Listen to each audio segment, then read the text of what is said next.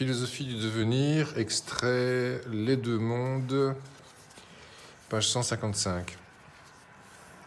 Prenons bien conscience qu'il y a deux mondes bien distincts l'un de l'autre. Le monde naturel, celui de l'universel, le monde de notre substance, celui qui nous a créés, qui nous abrite, nous nourrit, nous permet de nous reproduire.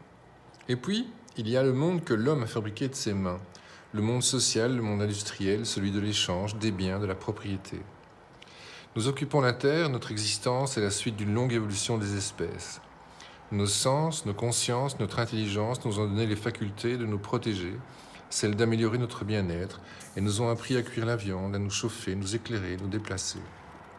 Pendant ce temps très court de l'évolution de nos connaissances, des techniques et de la communication entre nous, la Terre et l'univers qui la contient n'ont pas changé ou très peu.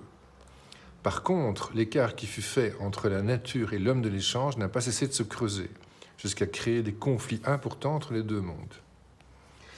Nous le voyons très bien de nos jours, on n'a jamais autant parlé de la planète et du climat qui seraient en modification à cause de notre industrie.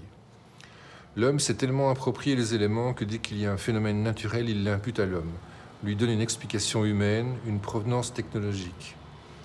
Il est incapable d'évaluer la puissance de la nature et d'accepter qu'il est soumis à ses cycles, ses puissantes transformations, ses nombreux et intenses accidents.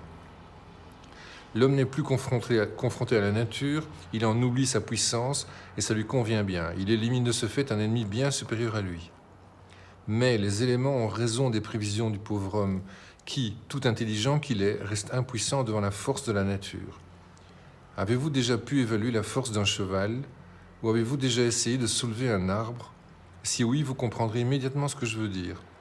Alors, imaginons la Terre, puis l'univers, et soyons déjà contents d'être encore en vie dans un monde naturel qui échappe à tout contrôle humain.